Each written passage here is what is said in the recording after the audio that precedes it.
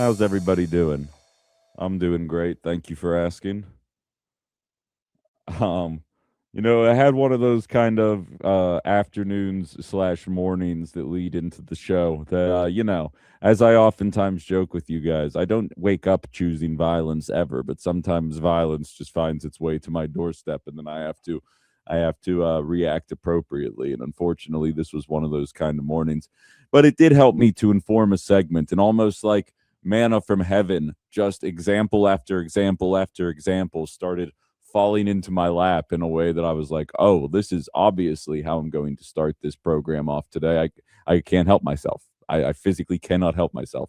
Um, so how I want to start this is we need to have a very real talk about why we actually vote the way we do. This is going to start high level, then we'll get into the news of the day. I do want to hit the State of the Union, or State of the State rather, from Governor Evers. I do want to talk about this whole Colbert, Tallarico, Crockett, Donald Trump FCC thing. I want to weigh in with my 2 cents on the matter. We got some NYT polling on Democrats that I think, not to say that this entire Trump presidency has been one 4-year long I told you so coming from me, but it is starting to kind of look that way.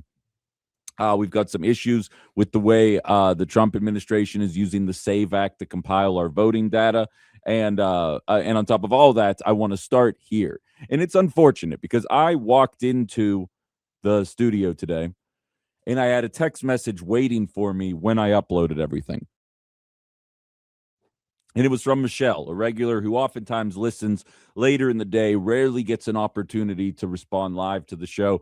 And she did take some time to message right at 8:31. And as I've mentioned, you can obviously take part in the show from 9 to 11, 920-281-1150. If you text in the evening and someone says, make sure Ben sees this, there is a 0% chance that anybody else told me that you did that, because that's not what anybody's job is. It's just a matter of if I see it. So there's no guarantees if you send a message outside of show hours that I'm going to see it. I do sometimes peruse if I have the time, but it's not a frequent enough occurrence for me to do regularly. But Michelle did put this message, and it said, hey, Ben, I caught your show late yesterday. Your first segment regarding Jesse Jackson was spot on and so important. We played it for my kids, and we had a great discussion. We're going to do some research on Fred Hampton, too. Thank you for helping us educate ourselves more. And that's an absolutely lovely message to come into to start a show today. And it's unfortunate that that message is ruined by just a simpleton's attitude. That's the best way that I can describe it. And we're going to use about a half a dozen different examples to highlight exactly what it is that I'm talking about here. But I am more active on my socials now. I actually post 60 to 90-second snippets of my program on my Facebook, my Twitter, my Insta, and my TikTok. You can follow me at Ben Cominos.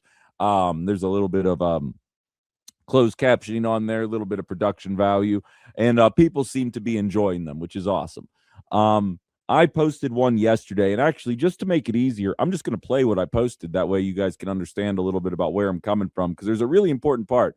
I'm going to play the whole thing, but I really want you to listen to the first 30 seconds and hear if you hear me say anything about giving undocumented immigrants health care. Listen to this. $1 billion into creating the masked Virgin Army known as ICE. Let me ask you guys something. What would it cost to provide health care to every single undocumented immigrant? Now, I am not calling for that. I don't hate it, but every American should have access to health care first. Free health care, universal health care, at the very least a public option. So I am not calling for this to happen. But just to be clear, $170 billion and counting for DHS funding, more than half of which is going to ICE. It was just announced that they are investing an additional $38 billion. Let's just use that number. $38 billion to detain 92,000 undocumented immigrants temporarily. Spoiler warning, if it's temporary, it's not just going to be used for damn Mexicans, MAGA. But don't worry, you'll wake up to it eventually. I posted a Thanos meme on my Facebook page. You should check it out, because that's how a lot of you sound these days. $38 billion to detain 92,000 undocumented immigrants. That's $400,000 per bed. Doesn't seem like fraud at all. At least Hunter Biden's not involved. What do you think it would cost to provide health care to every single undocumented immigrant in America? Depending on the source you use, it is between 10 and 23 billion dollars. Let's use the expensive one, 23 billion. It would cost us $15 billion less to just give these bleeping people health care than it is costing to create a hellscape where people are being crammed 60 people per cage wearing. Okay, so if you listen to that, you notice I start the segment off saying, I don't think every undocumented immigrant should get health care, but I am just providing the economics behind what that would do, what that would cost. And the reason I am providing those economics is because allegedly that was one of the reasons why we had to get them Mexicans. And the only way to do that was with a masked Gestapo that occasionally murders Americans in the street. And then I highlighted that paying that Gestapo to murder Americans in the street is actually a more expensive solution to the problem than just giving the people that were here health care and shutting the border down. And then my comments read as follows, and this is important. Can't allow every single person in the world to come here illegally. What are we even talking about? I have no idea, man. Not what you're talking about. You're having a fake conversation. Somebody comments underneath. Exactly. This should not even be a question. Undocumented immigrants, if you can't say illegal, should not be eligible for handouts. Come here and do the best you can, but not at taxpayer cost. No one was saying that. You're having a fake conversation in your head. This is the crux of what MAGA Republicanism is. It's fake problems exacerbated by a right-wing media infrastructure that do not exist. And that's how I'm starting this show off today, because I saw somebody mentioning something about the transes again, and there are less than 10. There is a single-digit number of transgender athletes in the NCAA. There is no real example that you have to be voting exclusively on that. I saw posts going out about Zohran Mamdani, who is a Muslim. And apparently in that culture, there's some kind of rules about having dogs as pets. They're unclean. I'm not really sure. You're talking to a guy that grew up with 3 dogs. Don't have a pet right now, but it's mostly because I'm never home. But I absolutely love pet culture. Far be it from me to tell anybody what kind of animal they should have as a pet. There is now a right-wing sphere out there saying that Zohran Mamdani is saying people in New York can't have dogs for pets. That's a fake example of things that are happening. When it comes to undocumented immigrants, it's probably the most frustrating one for me, because here's the problem. I give MAGA the benefit of the doubt. I have this entire show, and if you're one of the new listeners on Political Voices Network, you're seeing me in a version where there is a Republican trifecta, and I think you're probably in for a rude awakening the second Democrats have power, because much how MAGA is now becoming little babies because I bash Donald Trump on a regular basis because this is a trash administration with very little to highlight in a positive nature. I do the same thing to Democrats. I'm absolutely wired that way. And when Democrats were in control, I gave MAGA voters the benefit of the doubt regarding racism, regarding actually wanting good things to happen for the American working class. And part of what was holding that back was funneling undocumented immigrants into this country, all in the name of artificially suppressing wages. If immigrants show up to America and are willing to take a job at 60 to 80% of what Americans are looking for, well, that handicaps an American's ability to acquire a wage that is representative of the work that they are putting into a company. I am willing to have that kind of conversation.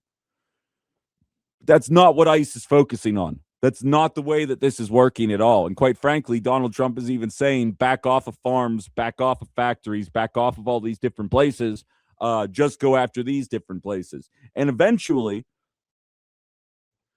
you're leaving me with very little ground to operate. Because think about it. It was, we're going after the unemployed. undocumented immigrants that are mooches on the system. Oh, it turns out we're going to their places of work to pick them up. And not only are we going to their places of work to pick them up, but analysis after analysis after analysis after analysis shows you that immigrants, undocumented immigrants, contribute more to our tax system than they take away per capita. There's no wiggle room around that. So it's now no longer about moochers. Then it became about we're getting all the murderers and rapists. Okay, well, actually, only 14% of people have violent criminal histories. That number does leave a little bit to be desired, but the fact is over 40% have no criminal history whatsoever. I ran the math yesterday in the clip I just played for you that tells you exactly how much we're paying per undocumented immigrant that we catch, and it is a stupid number, and it is a very, very, very low number of actual criminals that are being scooped. So it's not about people on welfare. It's not about people that are being unemployed. It's not about people that are harming American citizens. You're leaving me very little wiggle room to work on when it comes to why we are doing this, other than saying you just don't like Mexicans.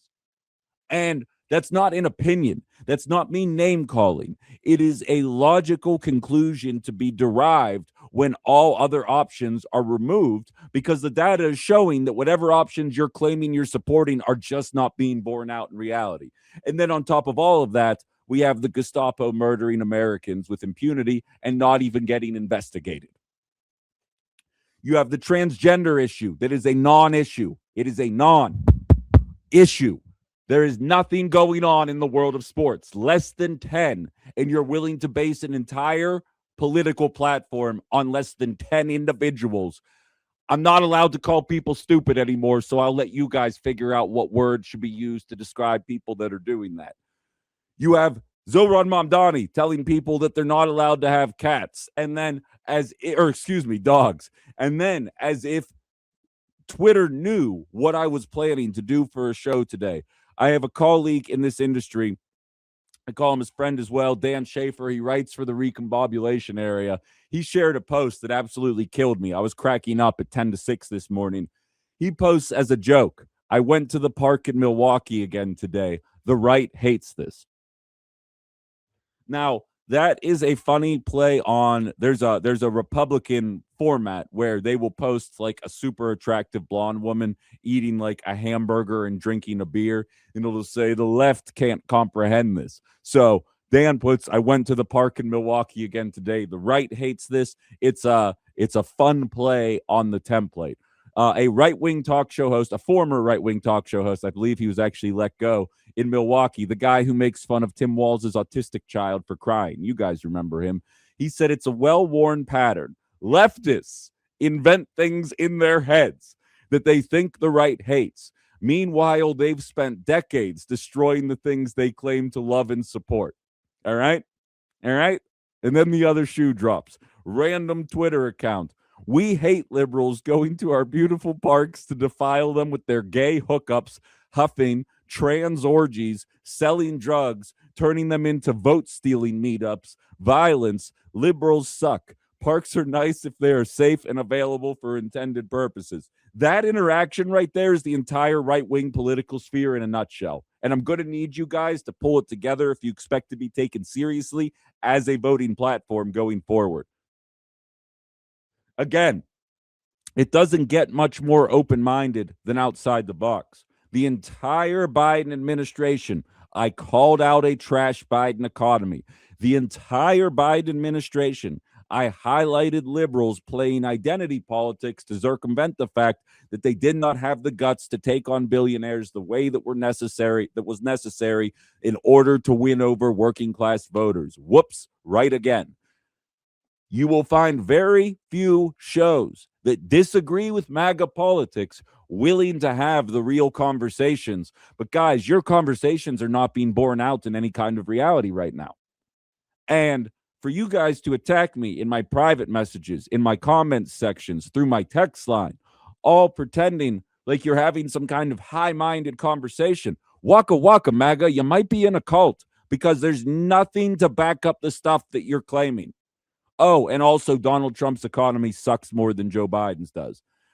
DSL says, In all fairness, your logic is flawed because deportation costs should be a one-time cost, while healthcare and all other taxpayer benefits would be annually. Well, if that's the case, DSL, then why are they dropping $38 billion into building detention centers that are only going to be used briefly? Unless, of course, they're not going to be used briefly. Jerry says, Ben, it was never about focusing on criminals. That's kind of my point, Jerry. That's kind of what I'm getting at here. Excuse my voice. I'm struggling today. That's kind of the point that I'm getting at here. I gave the benefit of the doubt because, to be perfectly frank, liberals have labeled me as a bigot, as I highlighted yesterday, because I highlighted that Kamala Harris was a weak candidate, because I question in Texas what Jasmine Crockett's platform actually is, because all she ever puts commercials up about are bashing Donald Trump. Me calling for the Democrats to have a platform that actually addresses the concerns of the American population has gotten me labeled as racist. Despite anyone who has listened to this show for more than 12 minutes or known me as a person for more than 12 seconds knows that that couldn't be further from the truth. So when I see conservatives get labeled as racist because they are willing to highlight that Barack Obama's policies kind of left the Midwest and a majority of the working class high and dry, I'm like, oh no, there's a lot of validity to that statement. And when I was younger, I did attribute it to racism. Oh, they must just not like that the black president's doing black president things. That was the kind of way that I would think until I grew up and kind of realized exactly what a lurch that Obama had left us in. So I was willing to give the benefit of the doubt here. But the data time and time and time and time again is borne out to show that whatever they claim they were voting for in 2024 is absolutely not coming to fruition in the way that ICE is behaving, in the way that women have access to abortion. I was told it was the left that were the radicals. Turns out people dying from treatable diseases in states that have completely banned abortion care, that's the moderate position in the ideas of MAGA. Hate to break it to you, to the 70% of us that aren't MAGA, we're not looking at it through that lens. I have given these people the benefit of the doubt. And based on the way that these conversations have been going lately, the fact that I can post a clip of me talking and the vitriol that is aimed at the clip isn't even about something I said in the bleeping clip. Like, listen, then comment. Read, then comment. It's not a particularly difficult process. I'm not going to say I'm not a biased individual, but if you think that I pulled my punches against Democrats, I don't know what show you think you've been listening to. I'm treating MAGA the exact same way. And today, reading that Dan Schaefer tweet, watching the reaction to the trans community, watching the way people are trying to defend ICE, looking at this dog story, you guys are making crap up. And we got a billionaire class that is siphoning money from you left and right. And a conservative party that says, hey, let's cut their taxes. And a Democratic party that isn't worried about holding them to account because they know that the Republican Party is trash right now when it comes to doing something about that. That's what drives me nuts. That's what working class politics is all about. But it's going to require you to say it with me. Say it with me. Orange man bad at the job. It's not offensive. It's not biased. It is an objective view of the first year of Trump 2.0. Bit of a letdown, eh? I have no idea. Brian says, why is MAGA so mad? Is the fact that there is a Democratic Party so offensive? Are different opinions infuriating? Well, Brian, if you saw my emails these days, you'd be surprised what the answer to that question is. With that, we're going to take a quick break from the national. We're going to jump into Wisconsin politics. Governor Evers is doing his last state of the state of his gubernatorial career before stepping down. We're going to talk a little bit about what was said there. I have a couple of audio clips from what was said. And realistically, this is just going to be a discussion about, at the end of the day, the stagnation in this state and watching it play itself out again and again and again and again. Nobody's hands are clean One set of hands are dirtier than the other, and I think we're going to have some pretty difficult conversations. That's all coming up on the other side. Outside the Box, WHPY Political Voices Network. All right, I've calmed down. It's just the lack of consistent thought that drives me up a wall. You guys, if you know me well, you know I'm big on deductive reasoning. I'm big on consistency of thought. If you actually mean what you say, great. But then that needs to be backed up by the actions of the people you voted for. And I think what gets me most of all is that, and I mean this with all love in my heart, MAGA voters, but you guys are kind of soft.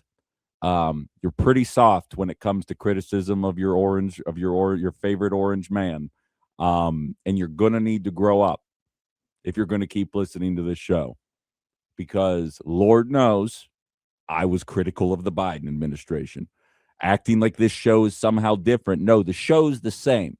The president changed, and you changed, and you're mad that I'm staying consistent, is what it is. This show is about ending tribalism, not embracing it. Hopefully you join us for the party. Now, speaking of that tribalism, for a new audience, Wisconsin politics is nonsensical, and I welcome the locals to chime in on this as well. We've had countless conversations about this in the past. I have been doing radio in Wisconsin. I'm a Pittsburgh guy originally. I really never even talked about that with you, but I moved out here in the summer of 2022 to do the show. Been out here ever since. And since the summer of 22, approaching 4 years in August, not a whole lot has changed politically. We're having the same fights over the same surplus with the same shortcomings and the same issues that run circular for years.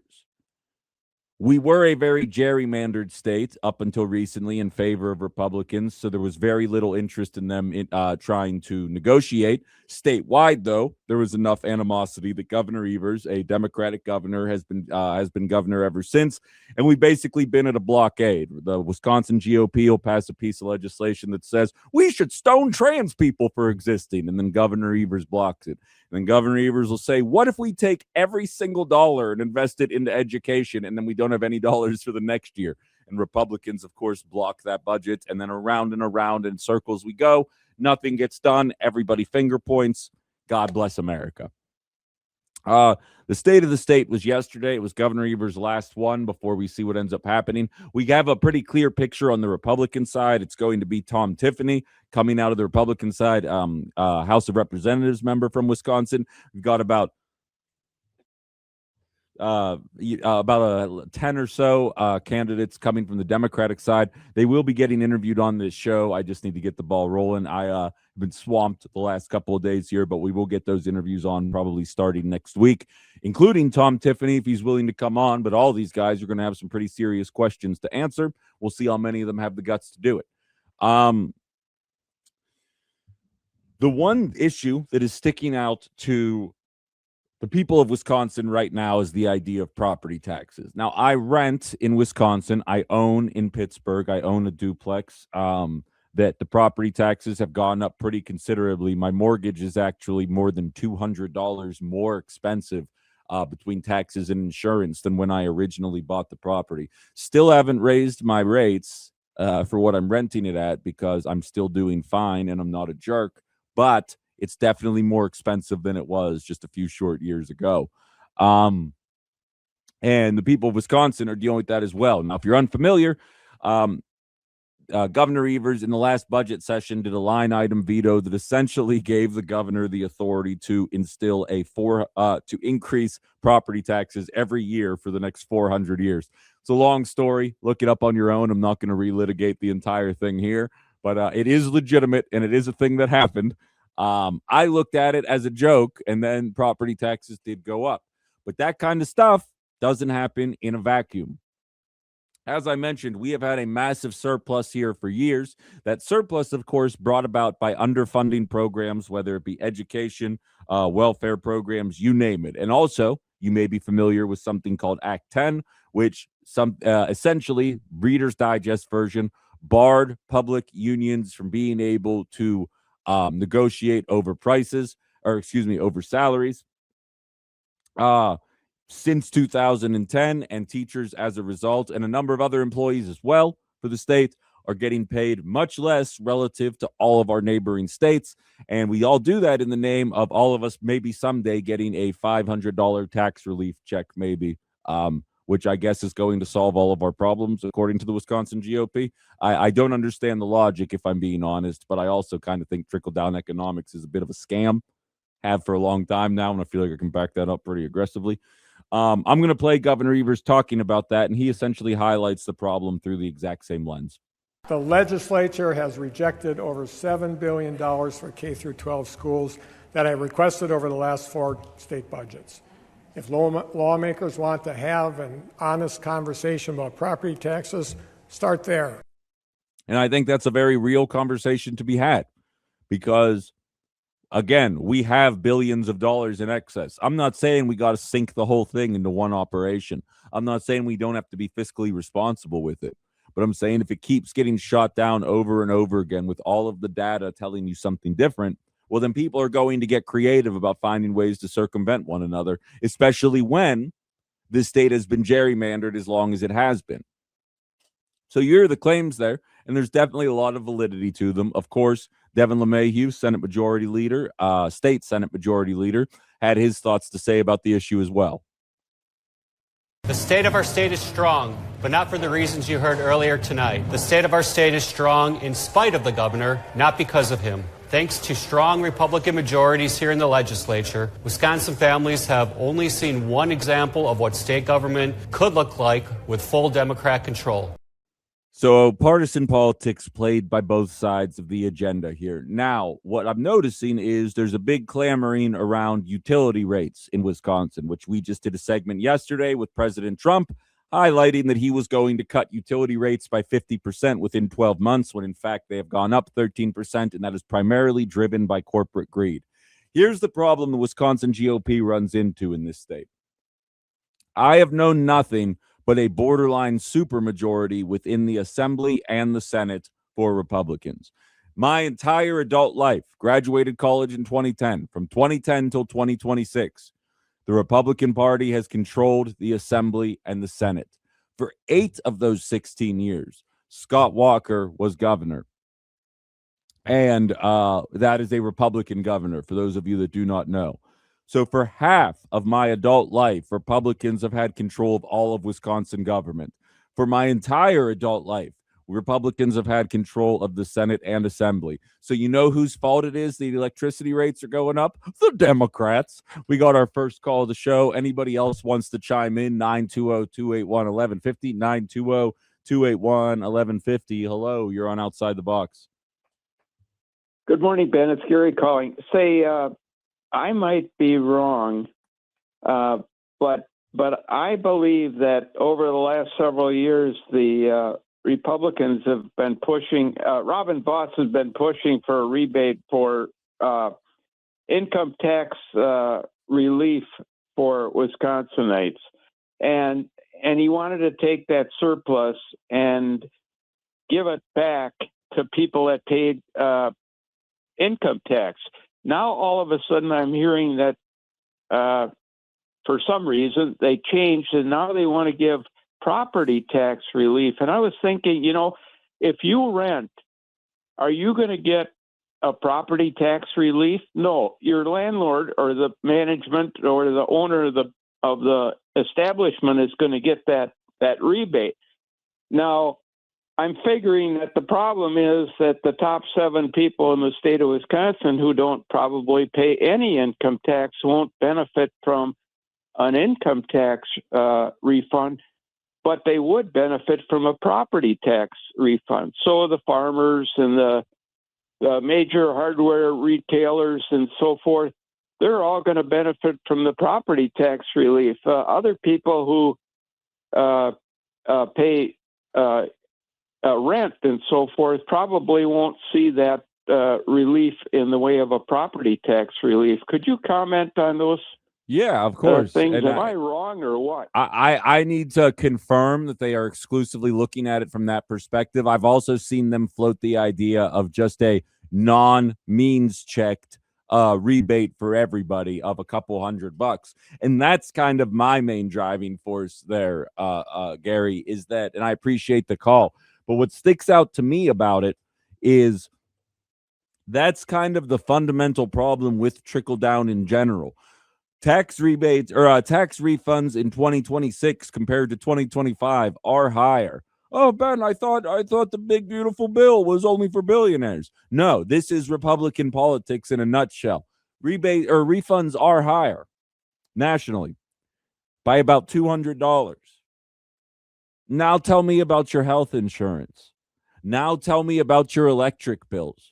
Now tell me about all the different social programs that are getting gutted. Now, if you were somebody who was rightfully on SNAP that no longer has access to it, how's that looking for you? The extra $200 you're getting in trickle down. Meanwhile, billionaires this is all blowing $1 trillion holes in the deficit, blowing huge holes, in the debt and the deficit. All negatively impacting people. Again, stuff MAGA claimed they were voting on. The exact opposite is happening. Welcome to the theme of the show today. But so we see it happening here on the state level as well. And these programs can always go so much further than just a couple $100 into the pockets of individuals. And inevitably, sound like this gets clipped. And it's like, out of touch leftist doesn't think $300 is a big deal to a working class family. Must be nice on his high horse. No, it's that I know how quickly you can get sick and how expensive that is. I know what goes into car repairs, and that extra $300 is going to get devoured pretty quickly. And pretty soon you're going to be sitting there asking, why the hell isn't there a program funded that can lessen the cost of these things here? And it's going to be because a certain political party really wanted to funnel money into the hands of about 11 very wealthy families. And it doesn't matter whether you're talking about on the state or local or national level, the same principles kind of play out that way. Hello, you're on Outside the Box. Yeah, hi, Ben. I have a question and a proposal for you. Yeah. I was just curious. I got my taxes done 2 days ago, and I also had my elderly father-in-law's taxes done for him since he can't get out of the house real well. But I was wondering if you could get a tax preparer or a CPA or some professional on to see how the big beautiful bill affected. My tax preparer told me that I get about $1,500 back because of the big beautiful bill, and then my father-in-law is elderly, and they said a lot of changes to that bill helped him. He got about $1,100 more back. I was just curious if you could have a tax professional on to discuss what the tax effects for the average Americans are. I can definitely, no doubt. I can definitely look into that for you. I can tell you found the magic beans of the big beautiful bill, because all analysis I have seen thus far reflects something very different than what you're telling me is happening right there. But I appreciate the input nevertheless. I'll see what's out there, and I'll get to work on that in the near future. But the fact is, until then, we're going to deal with the metrics that we have in front of us. Granted, it's only February 18th. There's plenty of time for more people to file, and these numbers absolutely reserve the right to change as time goes on. But right now, the average increase is exactly $193 for the average tax filer, which, even if it were $1,100, again, how's those health insurance premiums doing for you? Waka waka. I know the answer to that question already. Don't bother calling back.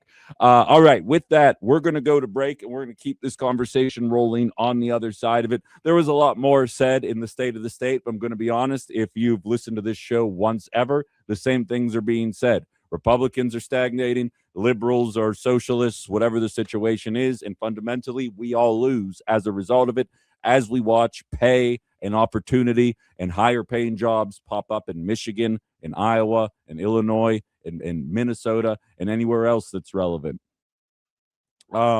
It's absolutely remarkable.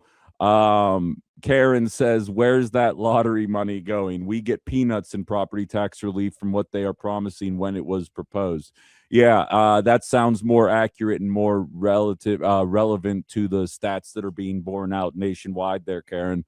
Again, that caller, apparently he's got the magic beans. I don't know how he found them, but he's going to have to let the rest of us know where he found them, because it's weird how MAGA stuff keeps working out for him in complete contradictory fashion to what all the stats bear out. But what am I going to do? All right. With that, we're going to go to break, and we'll jump into one final story before we call it a first hour. Stay right where you are. Outside the Box, WHBY. All right, we're back. Ben Cominos, Outside the Box, WHBY. A couple of texts during the break. We got one. I don't think we've got a name on it. Wrong pot there. It says the surplus figure has been publicized as $4 billion. Now I'm hearing $2.5 billion. What gives? Also, has the money been earning interest? So the surplus is $4.6 billion. What's referred to as the rainy day fund is at $2 billion.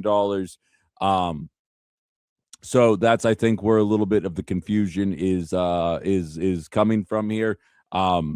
One of which is more so used in an emergency kind of situation, whereas the other is for more long-term spending proposals. But realistically, they can both be used in the same way. So that's why you're hearing those two different numbers. And DSL says, according to him, that did his taxes, his family's getting more than 3 G's back this year. Thanks, big, beautiful Bill. Again, per capita. And all this shows is, whoa, voice crack. All this shows is, I'm telling you guys, I'm hanging on by a thread today. All this shows is if what the government's doing benefits you, it's not a handout. But if it benefits somebody else, it's a handout. But just so we're all clear, the average increase in tax returns as a result of the big beautiful bill as of February 6th, as per CBS Newsmax, which is bending over backwards to placate a particular temper tantrum throwing president, is 11% higher than what it was last year, from $2,000 and change to $2,290. That is thus far. And that includes people that work as talk show hosts in Appleton, Wisconsin. And that includes billionaires like Elon Musk. And when you add everybody together, this is not a median. It is an average increase of 11% for your tax filing. Everybody's individual circumstance will change, but it is 11% higher than what was prior to the big, beautiful bill. And all we had to do in exchange for that was create a mass Gestapo police force that murdered people in the streets and get rid of a bunch of social programs and increase our healthcare premiums by way more than an 11% increase in our tax returns. So waka waka. I don't know what else you want me to say about that. Trickle down economics never trickles down. So anyway, we're going to keep the conversation rolling here, of course. And by the way, while we're talking about CBS Newsmax really quickly, for those of you that don't listen on the terrestrial radio, if you stream it on the HBY app or Spotify or Apple Podcasts, or if you listen on YouTube, you don't hear our top of the hour news. We use CBS News. We have my entire time here. Since Barry Weiss took over at the beginning of the year, I've noticed, I told Landon Moore off the air, I said, you're far more impressive at keeping to a clock and staying on points than anything CBS is doing. Who would have thought giving control of one of the largest news companies in the world to a woman who ran a blog that had like 150,000 subscribers, and her main claim to fame was defending Israel blindly and talking about wokeness nonstop? Who would have thought that there would be an unprofessional element to how CBS News would operate going forward? Not me, that's for sure. I'm completely caught off guard. I'm at least going to start this conversation now. We only have about 3 minutes before we have to get to said top of the hour news. But I at least want to start this off here because a bunch of you guys were sending me messages about this. The whole Colbert thing and freedom of speech, and Lord knows I'm very pro being able to say whatever it is you want to say. If you follow me on any of my socials, you know that I talk the way I want to talk, say what I want to say whenever I feel like it. And I'm very fortunate that I'm in a position to be able to do that. The Colbert situation was a little sticky. And to be perfectly frank, I grew up on Colbert and Jon Stewart when they were both good. Jon Stewart's still good, by the way. I grew up on Colbert when it was the Colbert Report. And I've said this on the show before. I do not find his late show funny. It doesn't mean I think it should be canceled. I don't think he's a bad person. I don't think anything like that. But when I see his monologues, when I watch the show happen, I oftentimes can predict what his punchlines are going to be before they get there. And if I, as a non-professional comic, know what your punchline is going to be, and you have a writing staff, you have a handful of people writing this stuff for you, and it's the best you can do, I question it. And this is coming from somebody that thought Colbert Report was some of the best TV that was available during the time period that he was on. I thought it was a brilliant character he had created. I thought he did a very interesting show.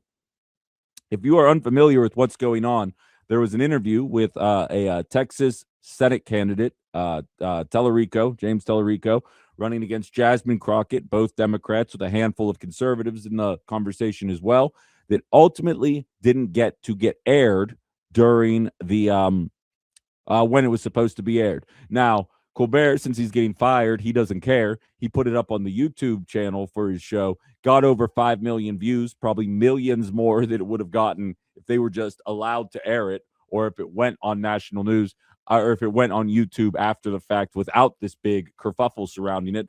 I will be honest with you. I did not watch the interview, although I am very familiar with the race that's going on there. So I want to talk a little bit about what this equal time rule is, which I abide by. As a radio station, we have to, whether it's all on Outside the Box or if it's spread out across all of our shows. I absolutely, not only am I forced to abide by it, but I absolutely would abide by it, assuming people actually wanted to come on this show and answer questions not about the transgender community, which if you've ever met the Republican Party, they don't. I want to talk about this equal rights rule, and I want to talk about what's going on within that race and the way that it's being portrayed.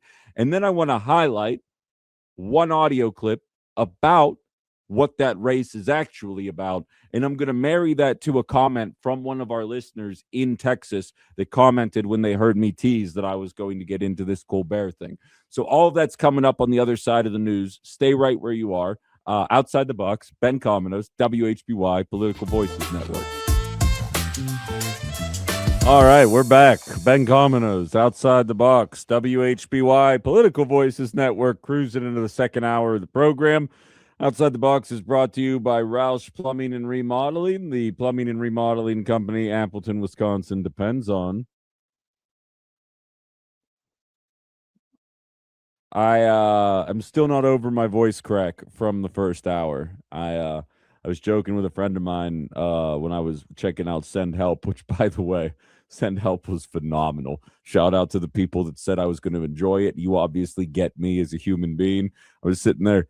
I don't know if I'm going to give it a perfect score in the movie podcast after I get out of the show today, but like if I don't give this a perfect score, then there's no such thing as a perfect movie because holy crap, I loved that movie. But I was joking with a friend of mine. I said, I sound like I'm in puberty right now. I'm kind of getting over an illness here from over the weekend. My voice has been struggling with it. So if your first introduction to me has been the last 3 days, the voice has been a little touch and go. Normally it's much more commanding. The voice doesn't crack. That's not a thing that that happens regularly doing this show. So I'm hopeful that we'll bounce back here as quickly as possible. But I just can't say no to the opportunity to do this with you guys. So here we are. If you're just joining us, we talked a little bit about, just to be perfectly frank, the made-up platform that represents what MAGA believes at this point, because I'm struggling to find like evidence of the stuff that they say or do, which is getting frustrating to somebody that operates mostly through, as we highlighted yesterday, deductive reasoning and critical thinking. Like those, I'd argue, are probably some of my strong suits. And when there's not a lot of evidence to back up your claims and people pretend like there's very few things in this earth that drive me more nuts than that. We dove into Governor Evers' State of the State, and then we wrapped up, at least setting up the table to talk about this quote fingers here, Colbert scandal. And the reason why I laid off of it yesterday and why I'm not going to hit the actual Colbert element of it too hard today is because there's a lot of he said, she said going on. Now, proverbial gun to my head, do I think the Trump administration's lying? Yes, 100% of the time. They have to prove to me that they're not lying before I would ever assume anything. They're running around calling VA nurses domestic terrorists because they're embarrassed their Gestapo army's murdering people. So I don't that they have not done anything to earn me implicitly trusting what comes out of the Trump administration. And I think that's a fair assessment to anybody looking at this fairly. That being said, the Democratic Party is by no means a trustworthy operation, and blindly believing anything they say is a scary step to take. And then, of course, there's Colbert himself. Now, I will say I did watch the segment of him telling the story, and it did make me smile, because that type of Colbert, the angry Colbert who, like, and you can even tell that my sense of humor is kind of molded after that, where he'll say something calmly and then very gently just stick the metaphorical knife in after he acts like he's not going to say anything over the top. I very much have borrowed that kind of delivery style myself. I respect it. I dig it. And seeing him talk that way, it actually made me nostalgic for the old Colbert, who I did love. I do not like late show Stephen Colbert. As I mentioned, I think it's very liberal shill humor, and that's just not what I'm about. It seems, though, that a lot of the frustration about this equal time rule, because, again, it's primary season right now, much like in Wisconsin, it's primary season everywhere. Nothing about the general. So the equal time rule is more relevant right now surrounding James Tallarico and Jasmine Crockett versus any of the primary candidates on the Republican side. Now, I will say, there is a very obvious lack of Republican candidates on the Late Show that I would prefer they reach out to everybody to get them on. I can also tell you from personal perspective that a lot of Republicans just straight up don't answer your emails when you ask them to come on and defend some of the stuff that they are doing. I've asked Eric Van Orden no less than 10 times to come on this show. Not only do I get rejected, I don't even get rejected. I don't even get a response. It just goes into the wind and then it disappears forever. Because if you come on this show, it's kind of hard to hide behind fake trans issues or stuff about Mexicans or whatever GOP members can typically do to circumvent actual questions and addressing the obvious elephant in the room, the corporate greed holding back the American population.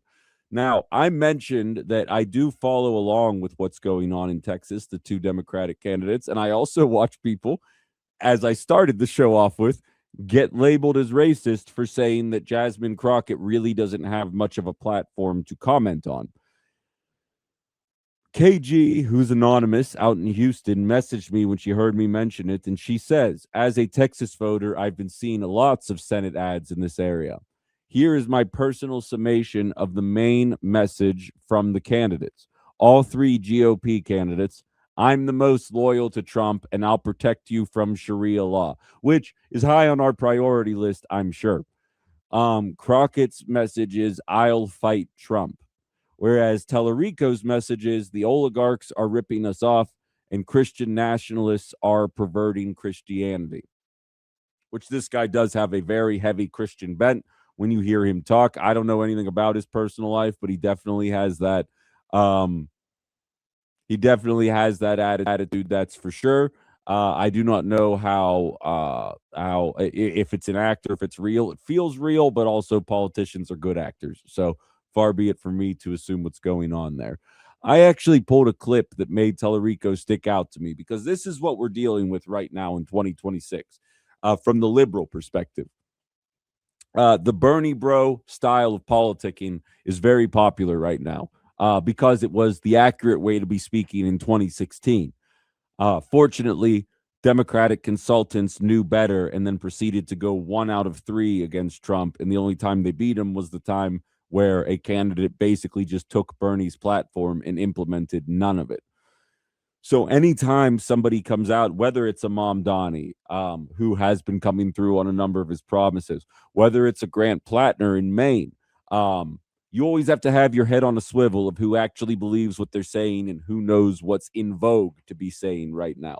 And I don't know which one of those two Tallarico is. What I do know is this is what I came across late last week and haven't had time to air that made me say, okay, I'm willing to hear a little bit more. I hear you talking a lot about the wealthy and billionaires, and how is that not just like pushing for class warfare? We already have class warfare in this country. It's the billionaires waging war against the rest of us. And right now, the billionaires are winning. They've been winning for 50 years. Trickle-down economics is not a theory, it is theft. For 50 years, the billionaires have been stealing from the American people, stealing the wealth that we created. It's why everyone is so angry right now. It's why no matter how hard you work, you can't seem to get ahead. The American people are not asking for a lot. A job we don't hate, a house big enough to raise a family in, and a little left over so we can go on vacation every once in a while. That is a lot harder than it should be. Harder than it should be in America. So I'm not fighting for class warfare. I'm fighting for the American dream.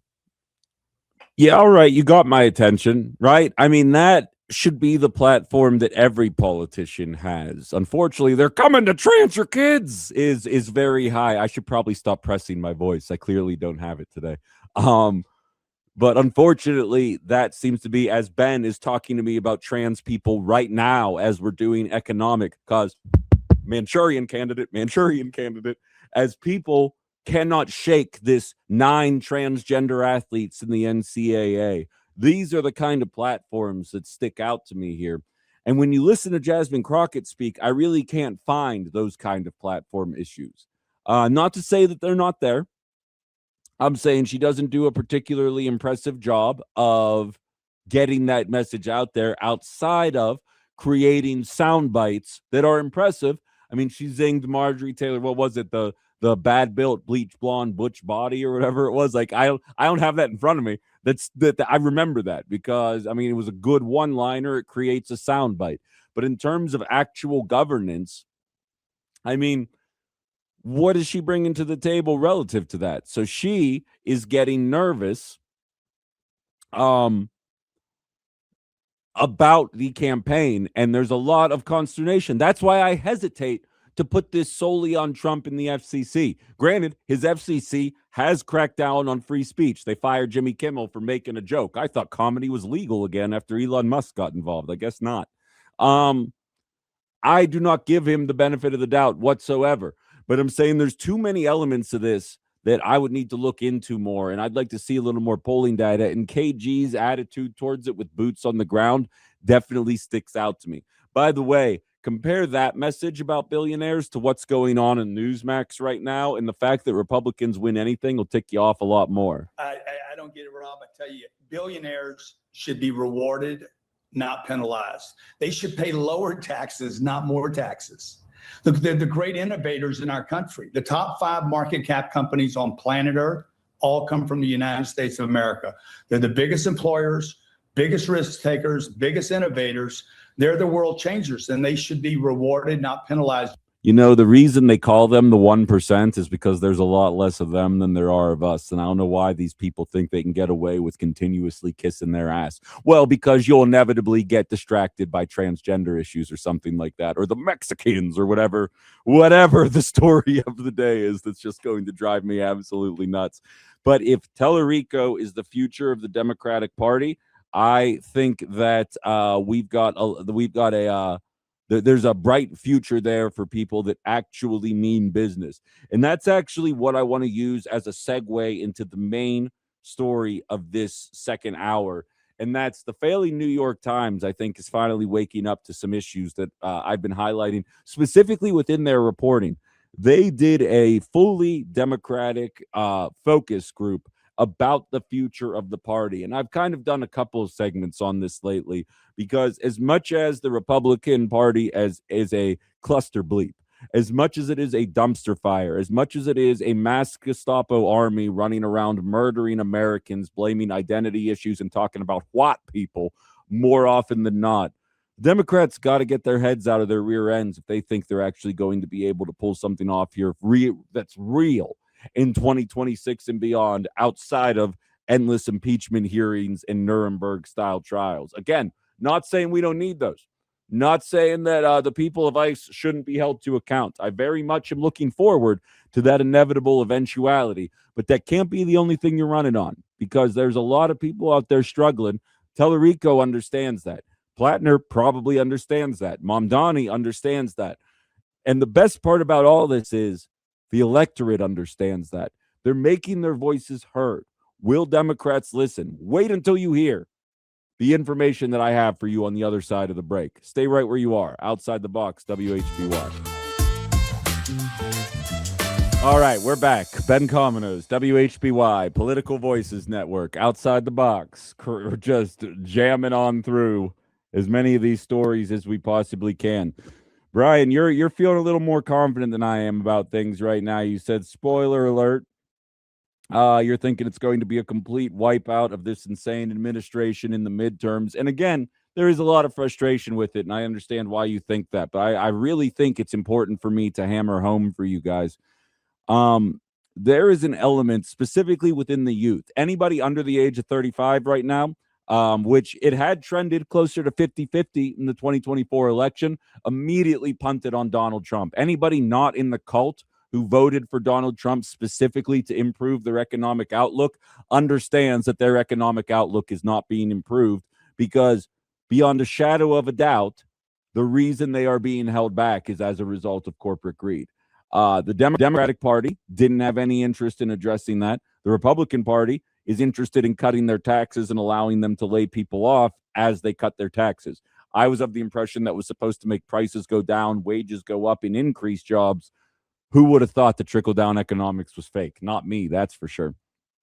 So, to give you an idea, though, Brian, just so you can understand here, this is Haley Stevens. She is running for Senate in Michigan. They're still in the middle of their primary. Now, for some perspective, there is one candidate. I do not have the name in front of me. I'm blanking on it right now. Another Muslim candidate. So I'm sure inevitably some people are instinctively just going to hate him. Don't call them racist. He's running on Medicare for all. He's running on no more funding for Israel. He is running on the objectively popular platform that is being proven, borne out time and time again, to be what the Democratic Party, and to be perfectly frank, what 40% of the Republican Party wants to end up see happening. Mamdani is much further left than a large majority of the American population, and they don't care because he's so good at messaging and he actually delivers on making life more affordable for the average person. Haley Stevens is running on the Liz Cheney platform. I've noticed, I'm not saying that there's none, because I saw one video where a female ICE agent was accused of sexually assaulting a female protester, to which the ICE agent said, "You liked it, but don't call them the Gestapo or highlight that they are doing alt-right things. You'll hurt some of MAGA's fifis." Listen to Haley Stevens tell you, as long as there's women in ICE, I think I might be able to get behind this. Of note, there are female leadership here. There's female leadership, and there are women who walked with us today and explained on the intake process how important it is to treat people with humanity. And that obviously really stuck out to me, because some of the things that we are witnessing before our eyes in our neighborhoods, in our streets, is really a lack of humanity. Hashtag girl boss, right? I mean, that shows a tone deafness. Like the idea that Democrats are even running on, we need to restrict ICE as opposed to we need to get ICE off the face of the planet, I think shows a disconnect with where their voters are. And to be frank, a majority of independents as well. Sorry to break it to you, MAGA.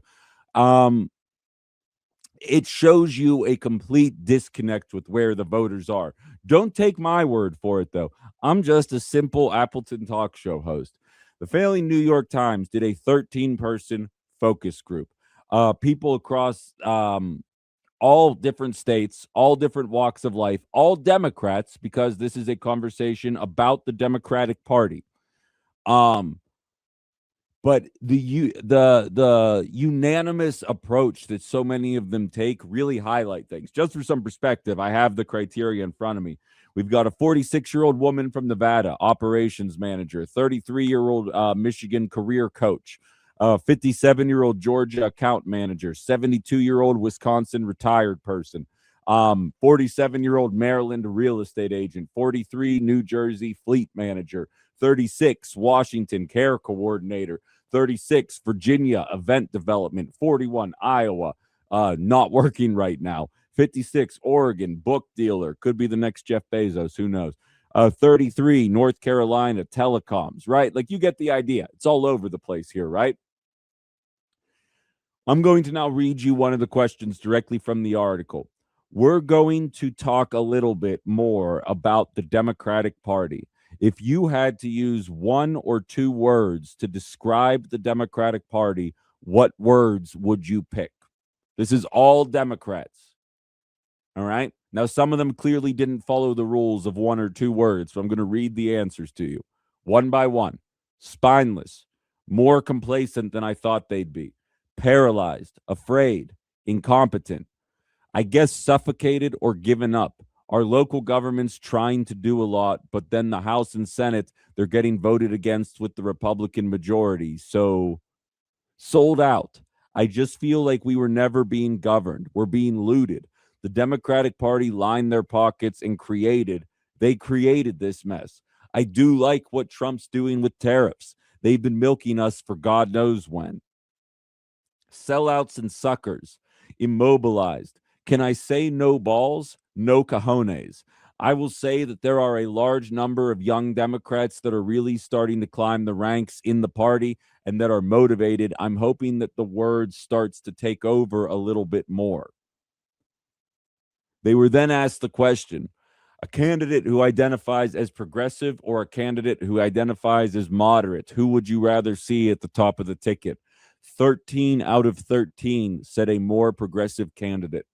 You have the Texas race, where Tellerico is running on actual economic issues, whereas Jasmine Crockett is running on doesn't Trump suck, and Democrats are willing to play the race card. You watch the Democratic establishment throw their weight behind Haley Stevens in Michigan, someone who's willing to say ICE is okay as long as they start employing more women, versus somebody who says we need people that are willing to institute Medicare for all and address the oligarchy and do something about the flagrant wealth inequality in this nation.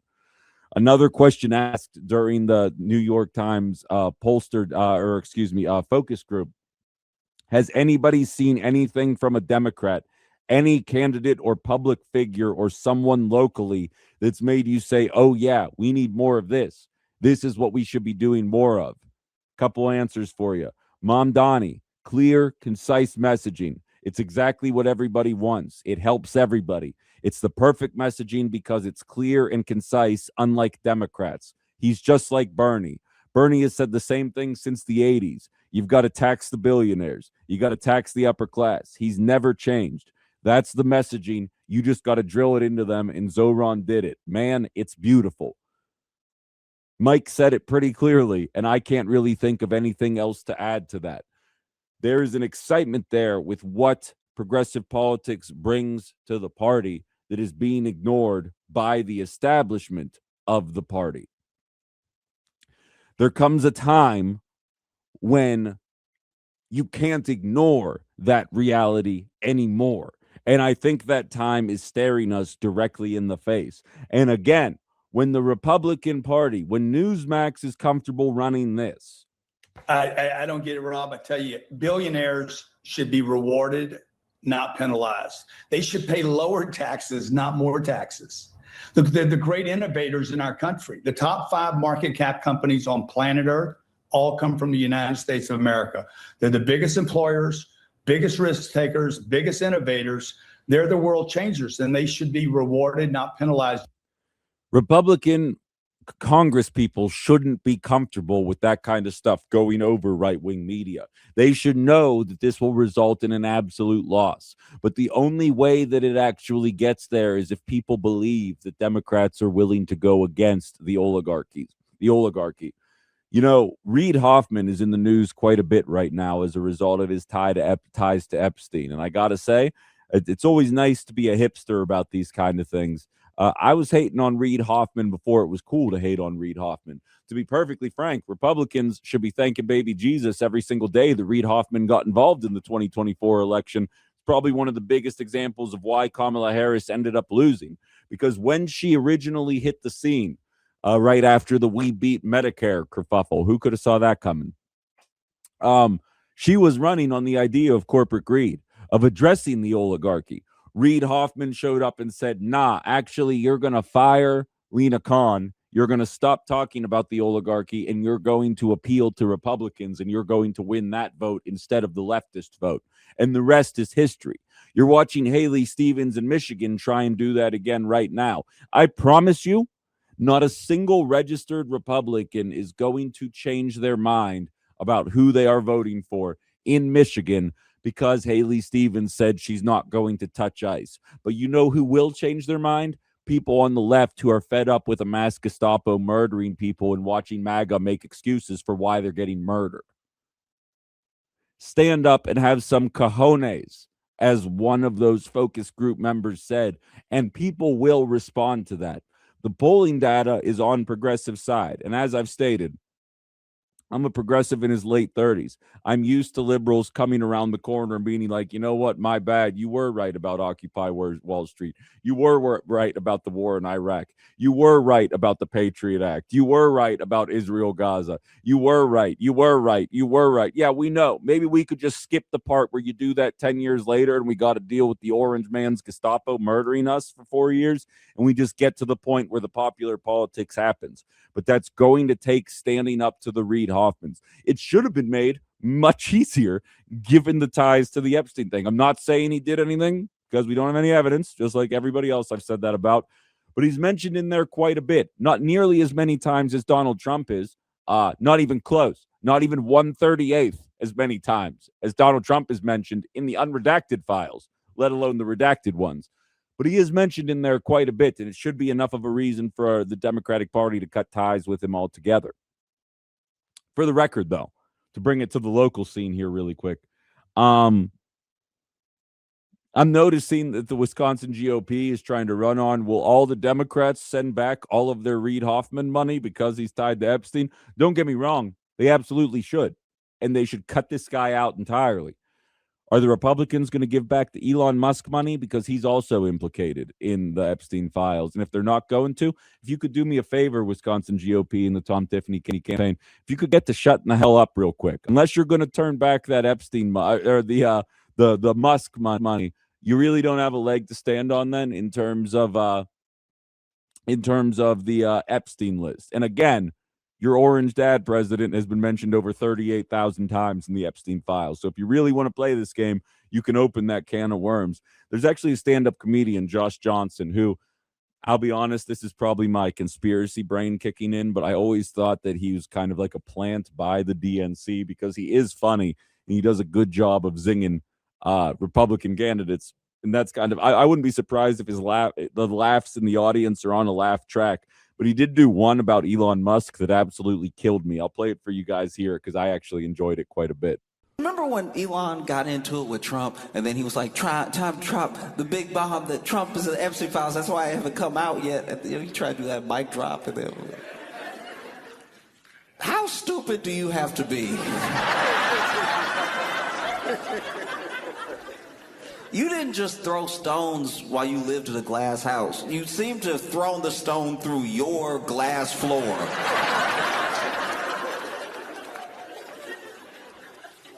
This dude emailed Jeffrey Epstein and was over here.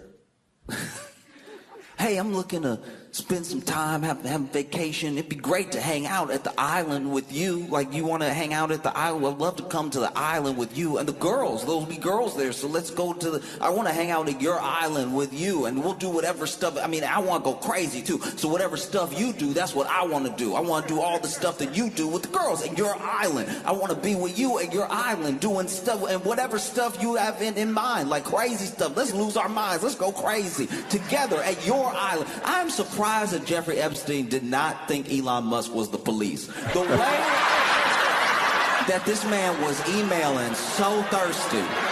This is the most narc email I've ever seen in my life. This man, no, with you and the girls, you know, because there'll be girls there, right? It's like, I've never seen somebody send an email like they were wearing a wire. I'm saying. So I can call on the Democratic Party to shut down the Reid Hoffman money because I've been very consistent on the Epstein files and very consistent on the anti-billionaire front. GOP, you kind of got to get to shutting the hell up because you're cutting taxes for those billionaires and you got your own Epstein files people that it seems like you're more than happy to take money from there. I digress. There is a frustration with what's happening out there. People are voicing it. We're watching it play out time and time again. I don't have anything to back this up. Karen, one of the people on our text line, she had sent me an interview with Katie Barr in North Carolina, who's now running is what she refers to as herself as a liberal Republican because she couldn't win as a Democrat with gerrymandering. She wants me to look into what she's doing and see if it works for her. I have no idea anything about her platform, but like this is what we're talking about. I'm not saying it's across the nation. I'm not saying that in Montana or in West Virginia that kind of stuff will fly. But I'm also saying that in Montana and West Virginia, childcare costs have shot through the roof, just like they have in every other state in this nation, and people are looking for relief regardless of the situation. This is just another one of those examples.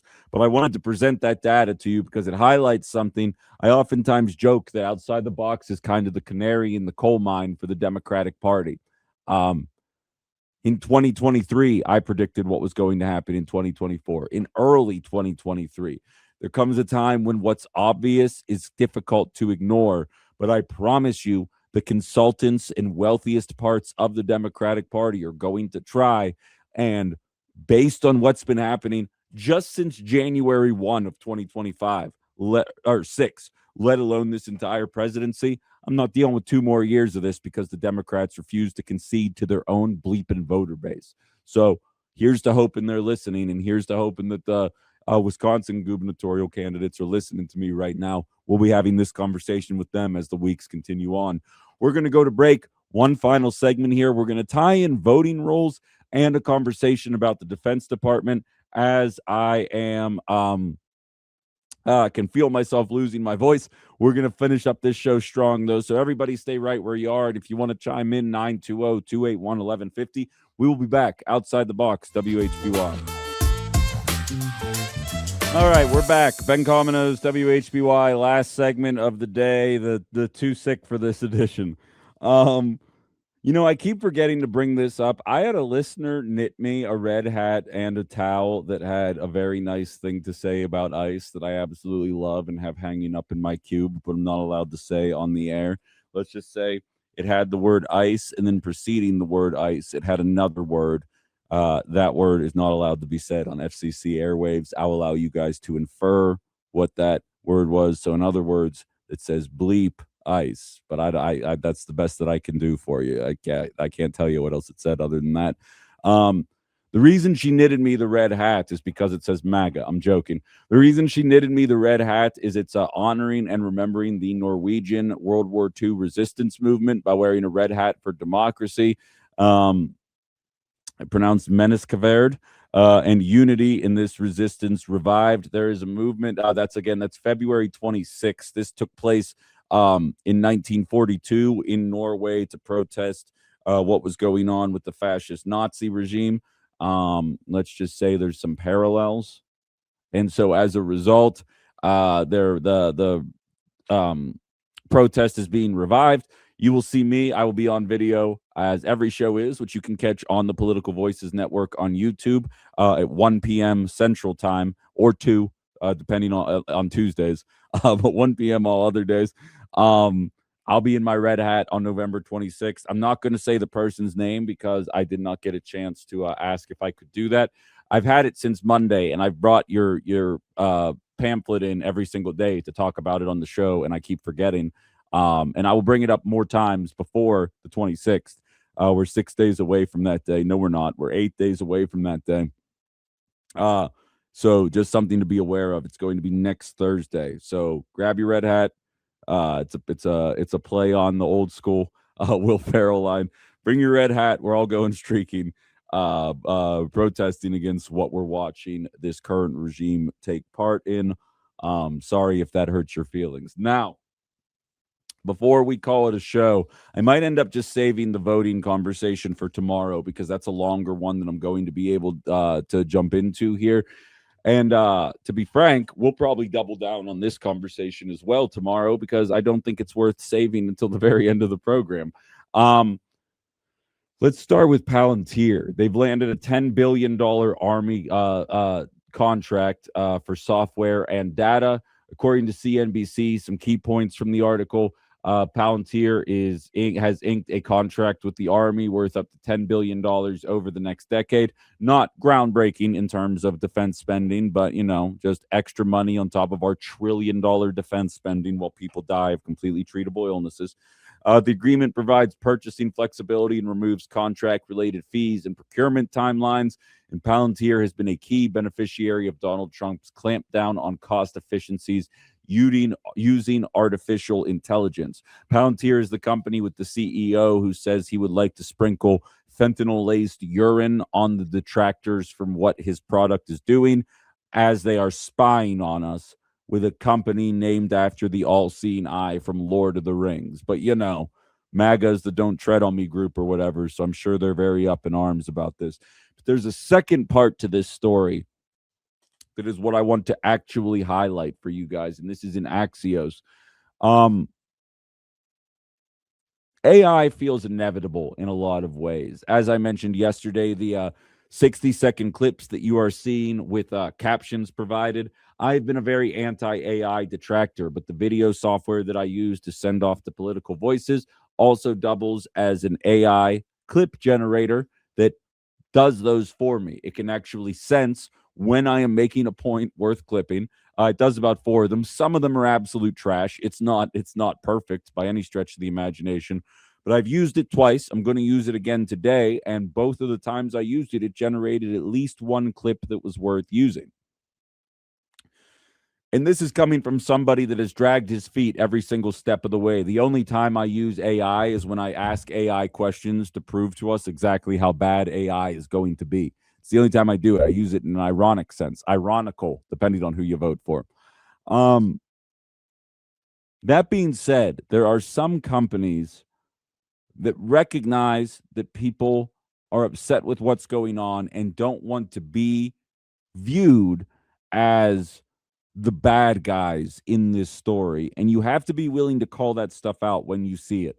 And this is one of those stories that, again, and I've said this to you since you've known me, if it's a story that can either make Democrats or Republicans look bad and the respective news operations, like if it's a story that makes the Trump administration look bad, which this one will, why isn't MSNBC or CNN running to the megaphones with this to highlight exactly how authoritarian it is? And I would always use these kind of stories as well, specifically with Israel-Palestine, but there were a handful of examples of Republicans not bashing Democrats over the head with an obvious story. And I would always say it's to let you know that both parties are okay with this, and that if Democrats were in control, it would just be a different half of the duopoly defending what is an overt overreach of our personal lives. According to Axios, Defense Secretary Pete Hegseth is close to cutting business ties with Anthropic and designating the AI company a supply chain risk, which means anyone who wants to do business with the U.S. military has to cut ties with the company. This is according to a senior Pentagon official not being named.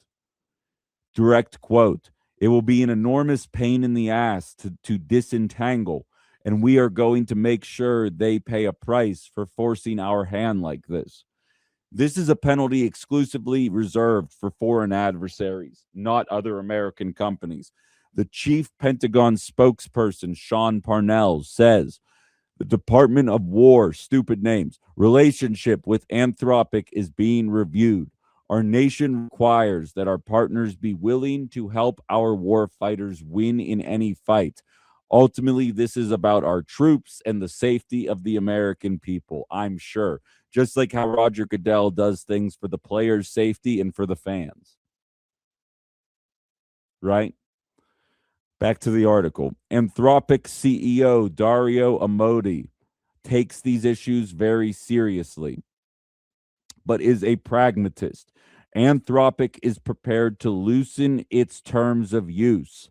You ready for its stipulations here? Brace for impact, everybody. It wants to ensure its tools are not being used to spy on Americans en masse or are being used to develop weapons that will fire with zero human involvement.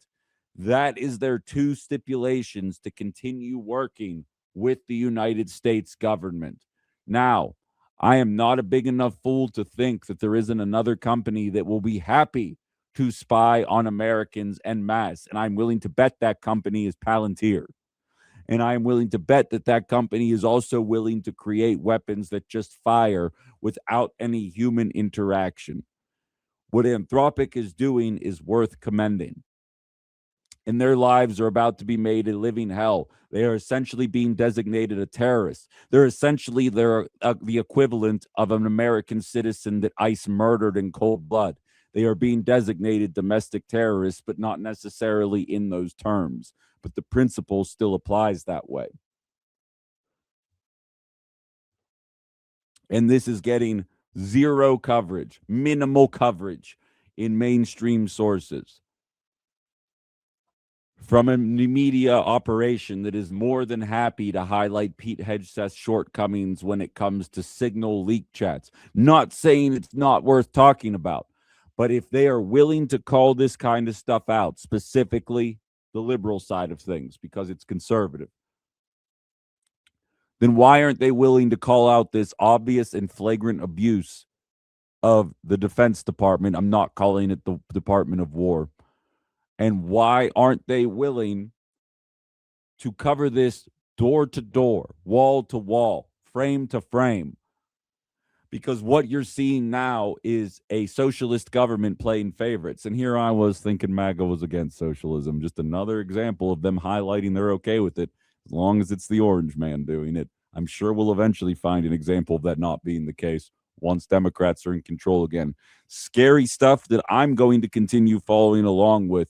Kudos to Anthropic. We'll see which vile corporation decides that they don't have a conscience and are willing to step up and take the brunt of it. With that, we're calling it a show. I'm going to go rest my voice for the next 22 hours. If you didn't get a chance to catch the entire thing, you can catch it on YouTube, Political Voices Network, starting at 1 p.m., or you can download the WHBY app, take it on the road with you, or listen anywhere you get your podcasts. Apple Music, Spotify, you name it. Outside the Box with Ben Cominos is there. We'll talk to you guys tomorrow. Have a good one.